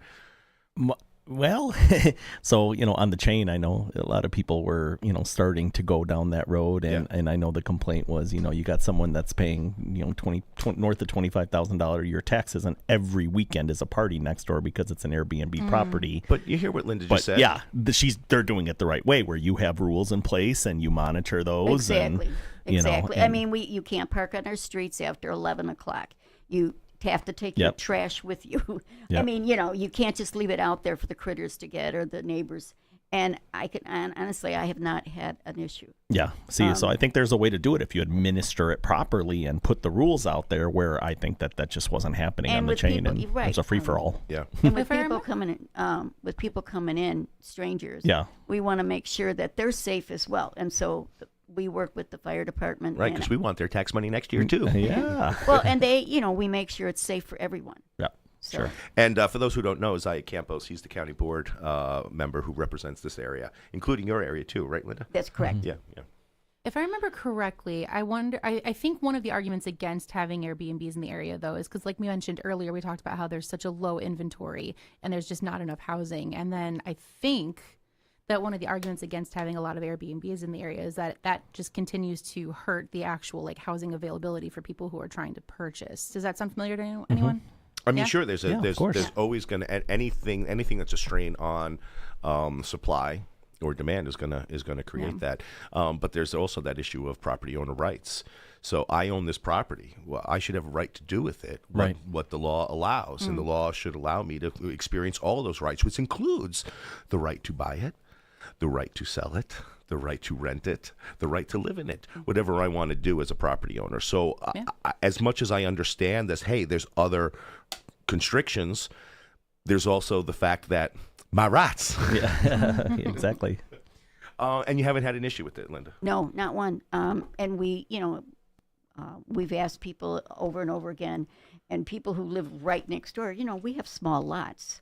So if there was any problems, we what are you, 30-footers? 40. You're 40. Okay. Well, it's fair. 40, 45, yeah. Yeah. Better than Chicago, right? 25. Yeah. So where did you come from before you moved here? I actually lived in Chicago. That's the second one in a row. So Dan Venturi, who was here last week, yeah. He started in Chicago in, what did he say, Harwood Heights? No, not Harwood Heights, but the northwest side. I lived in Rogers Park. Rogers Park. I lived in Rogers Park at one point, right off of Hoyne and Devon. Oh, I lived at Morris and Clark. Oh, okay. Oh, cool. So what was the biggest difference when you moved out here to the sticks? Well, it was very countrified. In fact, I'll just tell you a short story. When I moved here, my mother was like, "You're moving where? You have to put together a survival box." And I'm like, "A what?" And she goes, And I said, water and blankets and this and that. And I'm like, "Mom," she goes, "Linda, you're going to be in the country and you're taking my grandchildren. And you need bear spray." So I did. I put this box together to make her happy. And when I finally moved 15 years later, there was my security box with stale crackers and all that. But so, we, like I said, we moved here many years ago because it was affordable. Yeah. And we actually bought it on a rainy camping weekend because we were camping at one of the local campgrounds. And we went to one of the models and we fell in love with it and we had our home built. Wow. So, but after that, like I said, my second, third, and fourth home were purchased because I wanted to stay here. Yeah, it's like they should. You should coin something there, Linda. It's be like, come because you could afford it, stay because you love it. I like that. Thank you. There you go. That's your new tagline. Nice. Trademark copyright 2025. Big Yep. bar.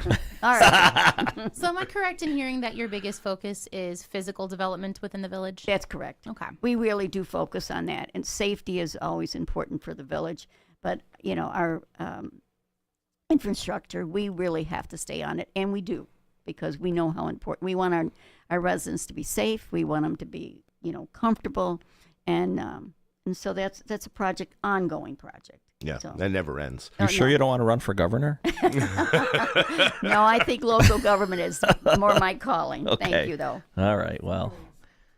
Joan, do you have anything to add?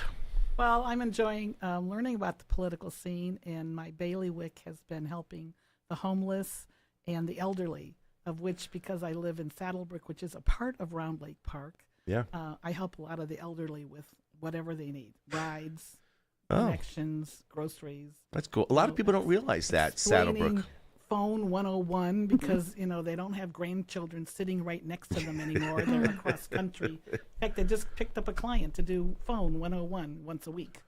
So you just do what you can to help the group. I mean, I've always been a community person. I'm an old-time member of the Moose organization of 30 years, of which I learned to go through the ranks there. So I'm well aware of nonprofit, community-oriented environment. Oh, that's fantastic.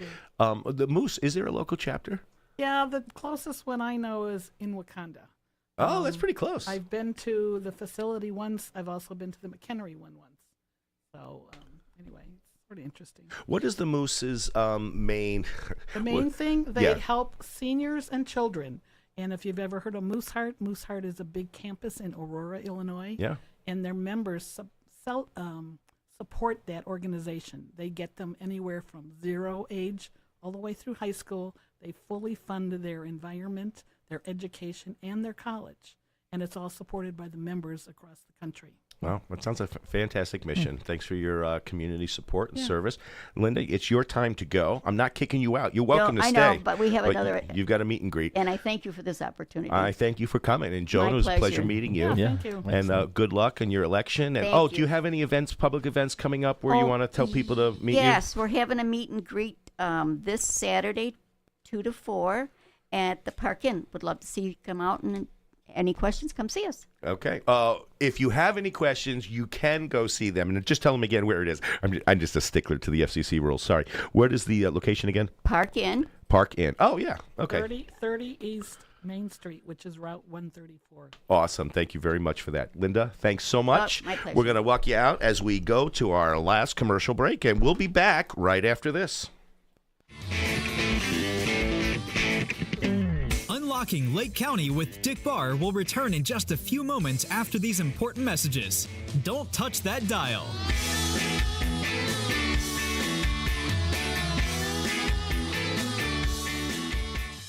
It's time for the weather. This weather update is brought to you by Fidelity National Title Insurance Company. Mostly cloudy skies are the backdrop for your afternoon, with temperatures starting at 43 and taking a little dip to 41 as the day progresses. There's an east-northeast breeze picking up around 10 miles per hour, with gusts giving a slight nudge at 20. Tonight, there's just a whisper of rain on the horizon before 3 a.m., but don't worry too much. Only a 20% chance with less than 1/10 of an inch if it does show.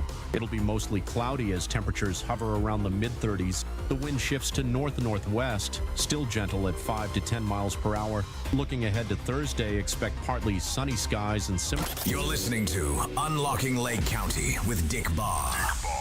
Your favorite show right here on 98.3 FM. 98.3, The Life. Support for Unlocking Lake County comes from the loan specialists at the Sly Marinca team at Cross Country Mortgage, offering residential loan products and consultations for residential borrowers. Sly and his team can be reached at 847-722-1775 or via email at sly@ccm.com.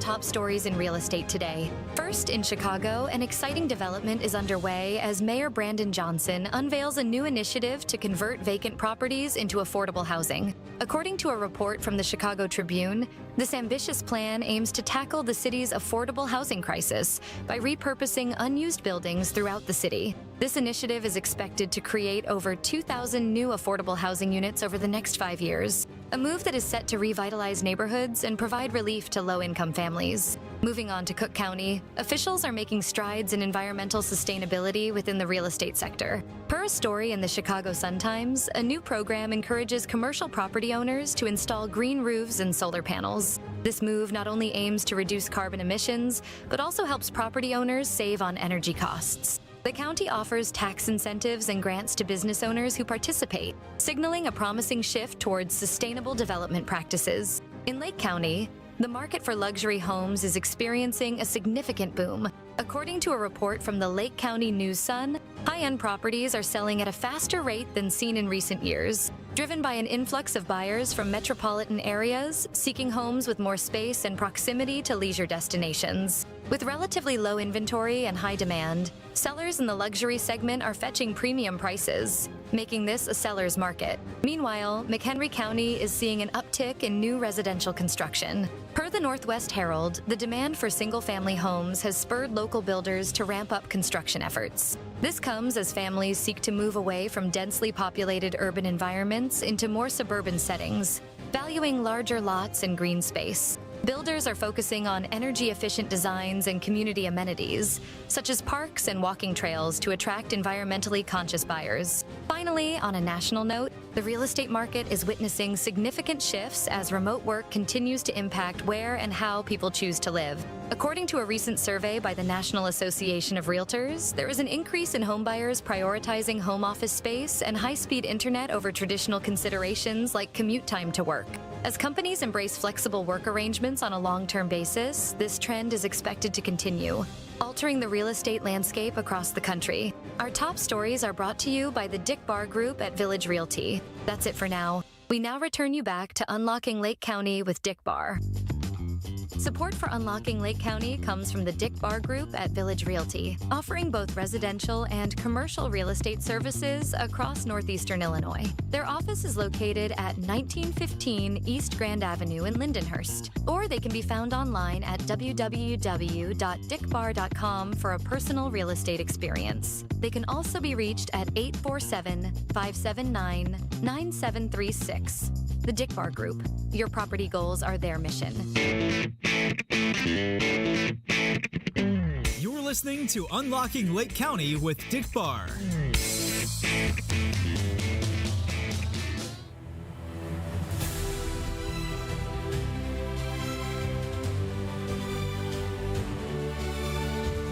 It's time for Unlocking This Day in History, brought to you by Harder and Schottland Law Firm in Round Lake Beach. Let's take a quick trip back in time to what happened today in history. Today, February 26th, we've got a delightful lineup of events from the mysteries of time. Fasten your seatbelts and hold on to your hats because we're headed back to the year 1913. On this day, the charming and iconic Grand Central Terminal opened in New York City. At that time, it was a modern marvel, considered the largest train station in the world. Who knew a place where people are constantly rushing by could be such a lovable landmark? Now let's skip ahead a few decades to 1979. China took center stage as it officially welcomed the very first American tourists, with pandas and Peking duck. This diplomatic milestone came at the same time as the boom of bell-bottoms and classic disco fever. Groovy. And here's something that hit a little closer to home and to the heart. In 1993, a powerful explosion rocked the World Trade Center in New York City. Fortunately, our nation came together, showing the world the strength and resilience of the human spirit in the face of adversity. But don't let that be the end of the tale, folks. Fast forward to 2021, when NASA's Perseverance rover landed successfully on Mars. This groundbreaking achievement proved once again that humans are capable of reaching for the stars. Literally. So there you have it. From magnificent train stations to breaking interplanetary barriers, February 26 sure knows how to make history shine. We now return you back to Unlocking Lake County with Dick, Christin, and Sly. You're listening to Unlocking Lake County. Unlocking Lake County with Dick Barr. 98.3 The Life. Welcome back to Unlocking Lake County with your host, Dick Barr.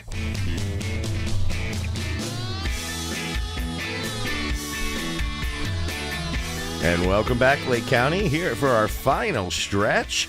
Back with Christin Kaufman. Hey, everyone. And Sly Marinca. Hello, hello. I want to thank Linda Lucassen and Joan Rosenkrantz. Yep. Again, for joining us. I love when we do these local bits. Yeah, it's fun. Too. Yeah, it's I think one of the best things that we do provide. Is the opportunity to listen, hear from, and not challenge. We're not journalists, so we're not intent on trying to hit anyone with any hard questions. That's not why we're here. Here to say, hey, who are you? What's your vision? And what do you plan to do? And then let the public make up their own mind. Yep. Yeah, because they're important, those local elections. They really are. I'd agree. Yeah, absolutely. I mean, even just the conversation that we had today, she was talking about how physical development infrastructure is like the main thing that she's focusing on. And if you are someone who lives in that area, I mean, even just from a homeowner standpoint, right? Because we're not journalists, we're realtors, right? Even just from like a real estate standpoint, having a village that is investing in itself and continuing to develop itself is really important when you are a homeowner in that area, especially if you plan to sell at some point and you want your profits to be able to continue to rise. Yeah. I mean, your community's not very good if the bridge to get there doesn't work. Well, and also, I really liked her. Oh, Sly, we can't hear you. I only hear it in one ear. There we go. There we go. Hey. I also really liked the fiscal responsibility. Again, being a finance guy and seeing like how much easier it is for people to get what they want in life if they're managing their finances properly. Doing that on a local level is awesome. Where they're funding their police pensions, I think she said 90%, which is pretty good compared to the rest of the state. I would. Yeah, exactly. And doing it fiscally responsibly, where she's where they're not constantly looking for referendums and extra money and things like that is awesome. Well, I think she said they did go to referendum to be able to fund the pension. Okay. Yeah, so they went to the public. They said, hey, we want to fund the pensions, and the public, I guess, voted yes. Instead of kicking the can down the road, which is usually what happens, and they just borrow, and then the public is paying interest.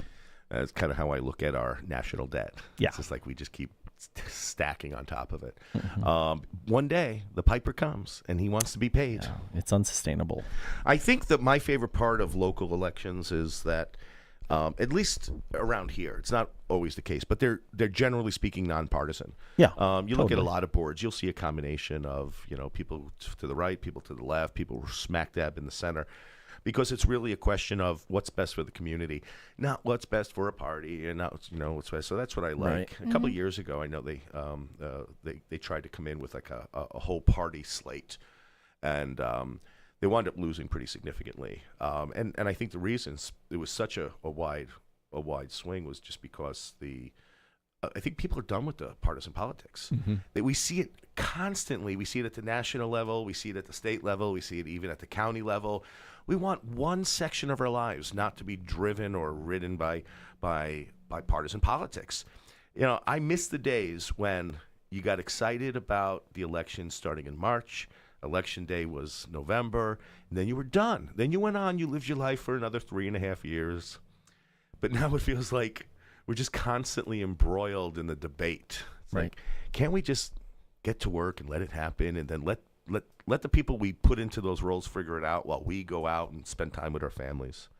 I blame it on social media. I was just going to say, I think it's also really hard to escape because it's all over social media. And especially, we've talked about it before, but once you start engaging in that on social media, you're just going to keep getting fed that on social media. And you're going to keep engaging and keep engaging, especially you, Dick. You talked before how much you love getting involved in those online conversations. And so it does get really hard to escape it. And it gets really hard to separate the person from the party, from the big politics. Yeah. And that's what I think is kind of cool about local elections too, is that you do get this really small opportunity to vote for a person over the party, right? Like if you're just happy with the way that your village is being ran, you're able to just look at it for what it is and not necessarily on a larger scale what voting for that person represents on like the grand national scale. Yeah. And a lot of times I don't even know which party they're in. I just know that this is what they're about. This is what they're not touting themselves as the local. And they go to my church, and I sit next to them on the bleachers at the volleyball game. Right. And it's good people, good people, and I like what they've done, or I don't like what they've done, and I want someone different. Yeah, all of that matters.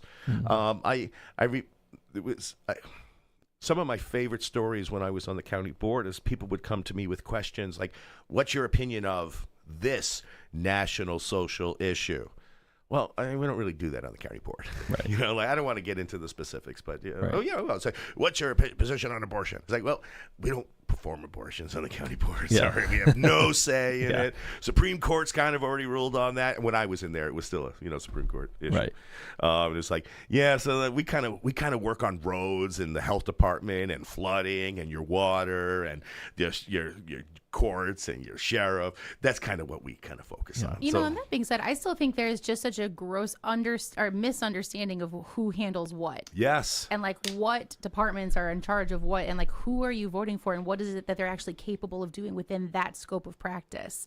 I wish there was more readily available information for people to be able to arm themselves with the education of like the knowledge of knowing who does what.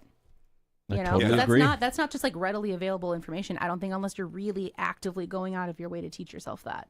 There was Civics 101 should be that. Yeah. Should be that. Should be required. What? Civics mostly focuses on national, not so much local. Right. Which doesn't impact your daily life as much as who's running the show in your area, right?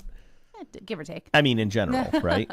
I mean, national policy is, way up here, but I live down here, and Well, and all of those people that do end up doing work, well, I shouldn't say all, but lots of those people that end up doing work on a national scale start somewhere. Right. So, I mean, who are you voting for, and what are they eventually going to end up wanting to become too? So like being able to teach yourself what the impact of your vote is I think really important. I remember when. Last year, when Mary Cole was running for the state's attorney's office, she was a Republican running for state's attorney, but she was pro-choice. And what's funny is both sides beat her up with that for some reason. And people say, "What are your feelings on abortion?" And and she said, she was honest. She goes, "I'm pro-choice." And I think the question is I do think the question is silly, because I think it's like this is the state's attorney. This is the person who's in charge of making our streets safe and applying justice. And their opinion on whether it be a personal opinion or a policy position on abortions, I just don't think it belongs in that type of race. It doesn't make any sense to me. I should be voting for that person based on who's going to keep my streets safe, which is what I care about for that role. It's like asking your doctor, what's the best way to make a meatloaf? I don't know. I just don't. It doesn't connect for me. I hear what you're saying. Well, I mean, it doesn't matter. I was gonna say, I mean, meatloaf can be healthy, so I suppose maybe you could go down that route, right? But I wouldn't necessarily ask my doctor. That's a good point. Touche. But I wouldn't ask my doctor how to sell a house. Right. Or I wouldn't ask my realtor how to, diagnose my, laryngitis or whatever. Right. It's common sense. You saying we couldn't? Well, I'm not saying you couldn't, but I could guarantee you could Google it and tell me, pretending like you're a doctor. And so unfortunately, because we have these lightning rod divisive issues, they're used to distract you away from what that office actually provides. So you have two candidates going there arguing or debating on national issues that have nothing to do with the office itself, and people making their decisions based on those lightning rod issues, ignoring, well, what is your job at that role? And Christin, I get your point. That person could move up in politics, but you're electing that person to do that job, not to make a decision based on, what's the the price of tea in China. We'll say, as my mom always used to say, what does that have to do with the price of tea in China?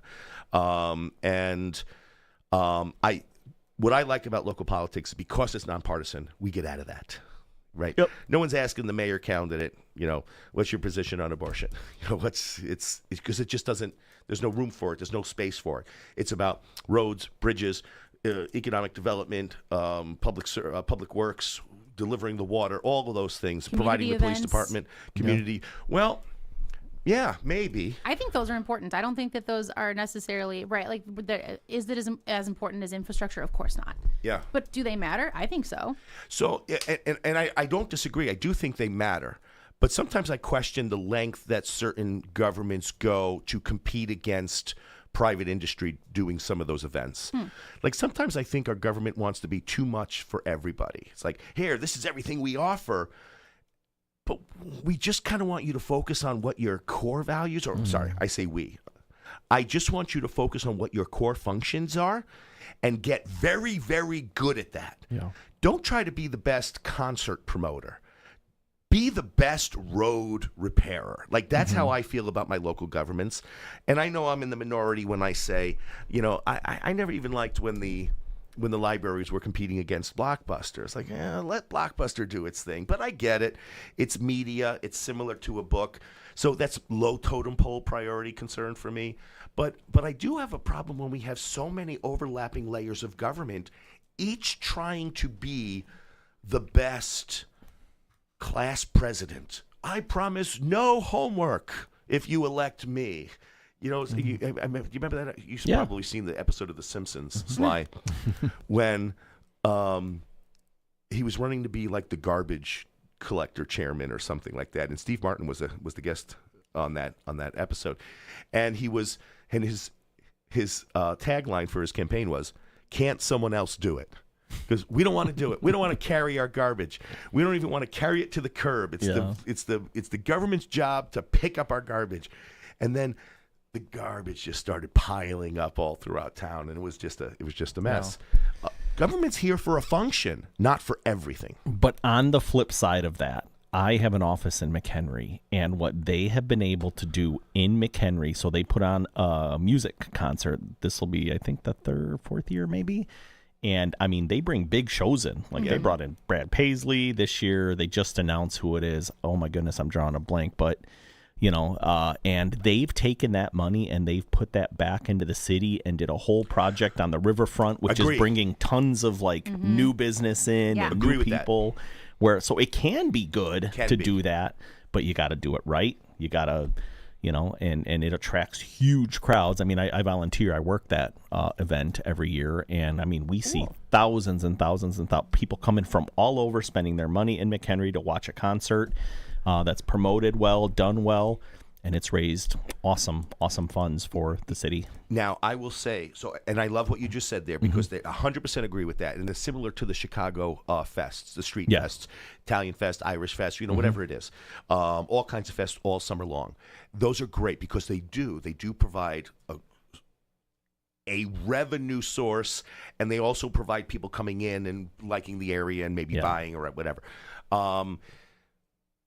But I've been on committees here in Lake County where the communities are literally competing against each other. Okay. How can we drag more people from that event to our event? Instead of, hey, why don't you guys look at the calendar, each pick a different weekend and have a massive event, instead of just this competition between governments to see who could be the best on that. Well, I'm okay with communities wanting to be the best.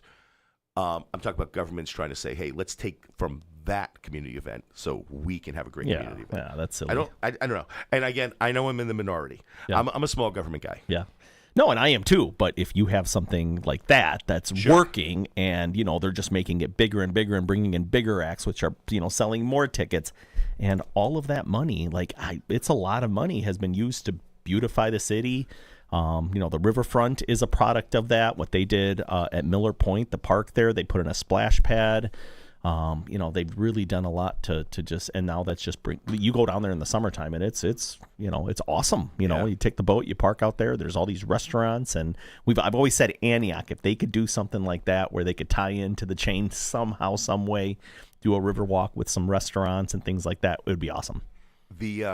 And I think a good example of that is what the Round Lake Beach does with the Elote Fest. Yep. It's an awesome event. They put it on. I don't know if they just sponsor it or they put the whole thing on, or if it's private entities and then the village just works with them. I don't know. But that's a massively successful event. Yeah. I think it's every August. And people look forward to it. Absolutely. They come from, I've heard they come from all the way, not just all the way from the city, but from all over. But I know of a lot of people who come from the city just for that event. Yeah.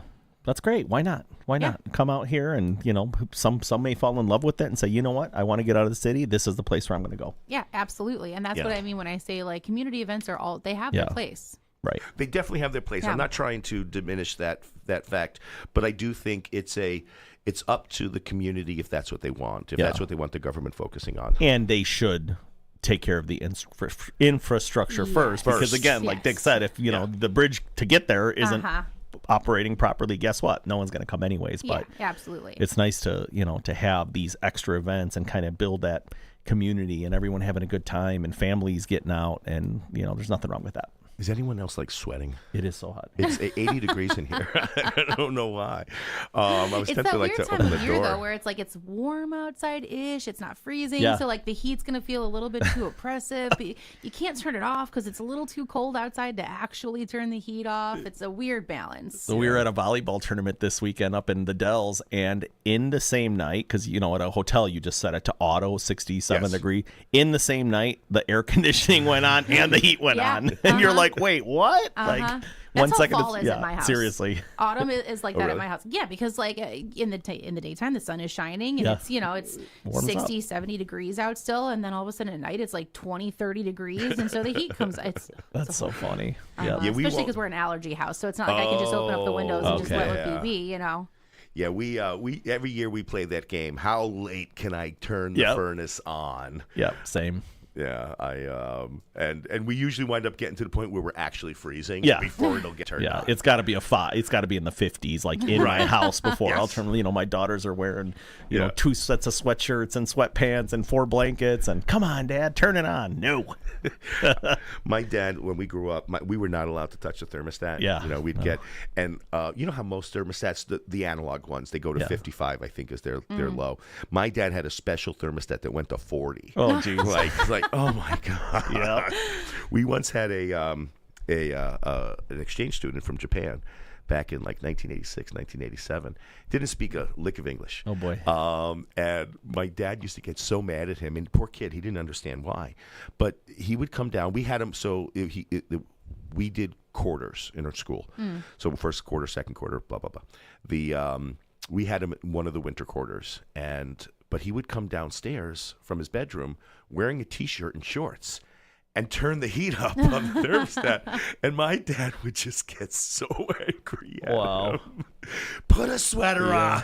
Seriously. We don't have that luxury of having one person have control over the thermostat. So we have ours hooked up to our Alexa. Yeah. And so like it's all just voice controlled, right? So if I'm feeling a little uncomfortable, I'm just like, Alexa, set the heat to 66. Sorry for changing everyone's temperature if anyone's listening and they have their Alexa hooked up to it. But my daughter caught on to that, and she is still figuring out like the concept of what degrees even like are. So she'll just randomly shout out like, Alexa, set the heat to 88 degrees. And I'm like, absolutely not. Pack your bags. We have to do this for anyone who's listening and not home. Alexa, stop. Yes, seriously. But it happens very regularly. I'm constantly having to ask Alexa, what's the temperature set to? And then she'll have to tell me. I'm like, nope, let's change that one. Wow, that's so funny. Well, your daughter, the post the other day. A quick one. Oh, did you see gosh. that? Oh, Did I you was see that dying. The permission slip? Yes. Oh my God. Okay, yeah, so tell listen. us about that. So listen, guys. I have a 6-year-old. 6. Okay. Going on 30. Oh my gosh. So she is very, very into hanging out with her friends. Loves her friends. And, as you well know, school is, you're there to learn, right? So there's only so much playtime that you get. And so she's been asking me for months now to sign her up for daycare because she wants to go hang out with her friends after school. And I'm like, baby, I specifically worked real hard to get a career so that you don't have to go to daycare so I can be available to you. And she's like, I want daycare. So she decided to take it into her own hands and with paper and a crayon wrote herself a permission slip that read, from Christin, spelled correctly, from Christin, Nora needs daycare now. So she needs insert name of the program. And so I say it's okay. Wait, from did it actually Christin. say insert name of the program? No, she wrote okay, wrote the actual name of the program. Yeah. And said, so she needs this program. So I say it's okay. From Christin. And I found it in her backpack. I wish she would have gotten away with it and brought it to school. I put it back in her bag just to see what would come of it. I haven't heard anything yet from the school, but I did end up signing her up for one day of that program so that she can hang out with her friends. So she must have been like, I guess I don't need this anymore. And I'm gonna take it, I'm gonna keep it and frame it and label it under baby's first fraud. Yes. Just because she's got a long life ahead of her. Like, what am I gonna do when she figures out not to use crayon? Genius. Right? Genius. When she figures out AI. Right. Oh my God. And she figures out how to sample mommy's voice. This kid has already tried to teach her. So I caught her Googling, how do I create an app? Whoa. She knows how to use CapCut, like uses it like a pro. Like she makes her own videos. Yeah. No, literally, she makes her own videos. She uses AI on CapCut to like type in what it is she wants to make a video out of. Wow. She's incredible. She is genuinely smarter than me. Yeah, your daughter, I do think is genius. Yeah, okay? Like, she is. And I'm just being, whatever. I actually think she's genius. I agree with you. She is genuinely better at math than me, and that's not like a ha joke. Like she does like long head multiplication, like up in her mind. Like she's learning how to do division. She knows all about like astronomy. She is keeping me on my toes. Awesome. So are you going to have her start doing your CMAs? Yeah. Not yet. Here's your CMA from Christin. In crayon. Yes. It's so funny. Okay, well, I always forget to do this, and I think actually we cover it pretty well, though, actually. So, Sly, if anyone wants to reach out and talk to you, how do they do so? Cell phone, 847-722-1775, or Sly Marinca, SlyMarinca.com. And Christin, same thing. You could call or text me at 847-977-6751. If you wanted to send me an email, you could reach me at ckaufman, Kaufman, @dickbar.com. And my number has stayed the same. Just get down on your knees and pray. I want to thank everyone for joining us. Yeah. This is Dick Barr, your host of Lake County. I want to thank Mayor Linda Lucassen from Round Lake Park for being here, and Joan Rosenkrantz, who is they're both on the ballot for April 1st elections for the Village around Lake Park. Thanks for joining us, Lake County. We hope you enjoy the beautiful weather coming up this week, and we will see you next week with, I don't know who's next, but someone's next, and we've got another candidate. Watch our feeds, and you will see who's coming next. Take care. That's a wrap on today's episode of Unlocking Lake County with Dick Barr. Thank you for joining us on this journey through the heart of our community, exploring the ins and outs of real estate and meeting the people who make Lake County truly remarkable. Remember, every property has a story, and every community member holds a key to unlocking our county's full potential. Don't miss out on discovering more hidden gems and expert insights. Make sure to tune in every Wednesday at 12 noon for another episode of Unlocking Lake County with Dick Barr. Until then, keep exploring, keep dreaming, and keep unlocking the possibilities that await you in Lake County. Thank you for listening, and see you next week.